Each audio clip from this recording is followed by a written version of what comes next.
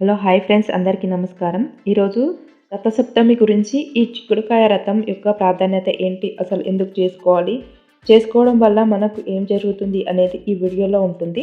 ఎక్కడ స్కిప్ చేయకుండా చూడండి. వీడియో నచ్చితే లైక్ అయితే చేయండి ఫ్రెండ్స్. ఈ రథసప్తమి నాడు ఈ చిక్కుడుకాయ రథం చేసుకోవడం వల్ల మనకు చాలా మంచి అనేది జరుగుతుంది. ఆరోగ్యం, సంతోషం, జ్ఞానం, సిరి సంపదలు అనేవి కలుగుతాయి. అందుకే ఈరోజు రథసప్తమి నాడు ఈ చిక్కుడుకాయలతో రథం చేసుకోవడం వల్ల మనకు మంచి అనేది జరుగుతుంది. రథసప్తమి అనేది సూర్య భగవానునికి అంకితమైన ఈ పర్వదినాన్ని మనం మంచిగా ఘనంగా జరుపుకోవాలి. చీకటిని పాలదోరే ఈ సూర్య భగవానునికి మనం ఈ విధంగా రథసప్తమి నాడు ఈ చిక్కుడుకాయలతో రథం చేసుకుంటే పాపాలు అనేవి తొలగిపోతాయి. ఈ రథసప్తమి నాడు చిక్కుడుకాయలతో రథం ఎలా తయారు చేసుకోవాలో చూద్దాం.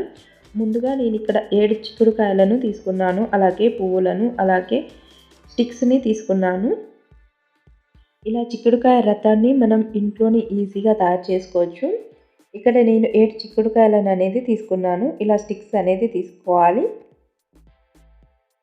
ఇలా చిన్నగా ఉన్నాయి, మనకు బయట అవైలబుల్గా ఉంటాయి. చూడండి ఫ్రెండ్స్, ఇలా చిన్న స్టిక్స్ తీసుకొని ఇలా చిక్కుడుకాయలోకి ఇలా రథాన్ని తయారు చేసుకోవాలి.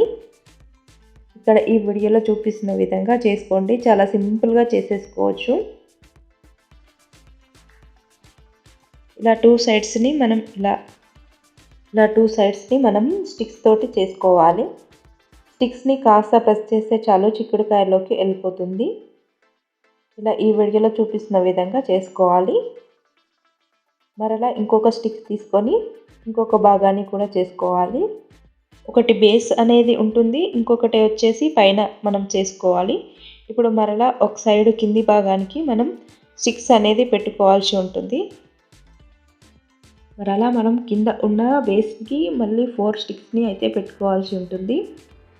ఇలా ఈ విధంగా స్టిక్స్ పెట్టుకోవడం వల్ల మనకు పైన ఉన్న బేస్కి చాలా మంచిగా సపోర్ట్గా ఉంటుంది. ఇలా పెట్టేసుకున్న తర్వాత పైన 3 చిక్కుడుకాయలను అనేది పెట్టుకోవాలి.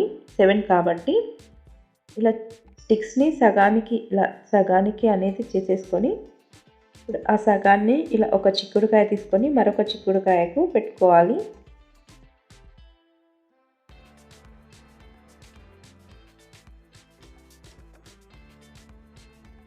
ఇలా కాస్త ప్రెస్ చేస్తే చాలు ఈజీగా వెళ్ళిపోతుంది చిక్కుడుకాయలోకి ఈ స్టిక్ అనేది. మనం ఇంట్లోనే ఇలా ఈజీగా అనేది చేసుకోవచ్చు. ఈ చిక్కుడుకాయ రథం మనం ఇంట్లోనే చేసుకోవడం వల్ల మనకు పూజా మందిరంలో ఉంచుకొని చిత్రపటాన్ని లేదా విగ్రహాన్ని అయినా సరే ఈ చిక్కుడుకాయ రథంలో పెట్టుకొని పూజ చేసుకుంటే చాలా మంచి అనేది జరుగుతుంది. ఇలా ఒక సైడు స్టిక్ అనేది పెట్టుకున్న తర్వాత ఇంకొక సైడ్ కూడా పెట్టుకోవాలి. పైన ఇలా గోపురంలాగా రావడం కోసం ఇలా ఈ విధంగా అయితే స్టిక్స్ని సగానికి చేసుకొని ఇలా ఈ విధంగా అయితే చేసుకోవాలి.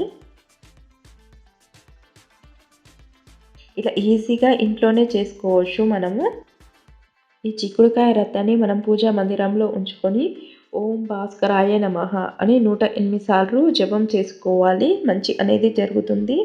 ఇలా ఈ విధంగా అయితే రథాన్ని అయితే తయారు చేసుకోవాలి. ఇలా ఈ విధంగా తయారు చేసుకున్న తర్వాత మనం అలంకరణ చేసుకోవాలి.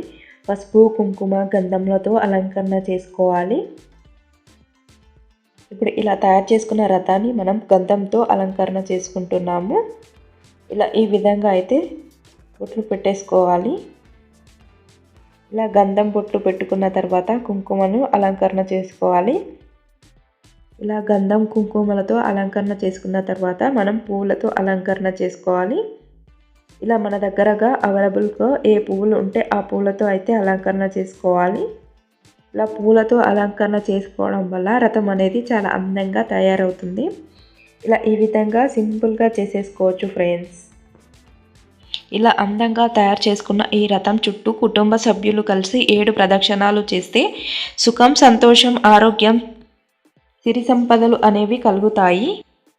ఇలాంటి మరెన్నో విశేషాలు తెలుసుకోవాలంటే మా ఛానల్ని సబ్స్క్రైబ్ చేసుకోండి. అలాగే పక్కనే ఉన్న గంట సింబల్ని ప్రెస్ చేయండి. అలాగే లైక్ చేయండి ఫ్రెండ్స్.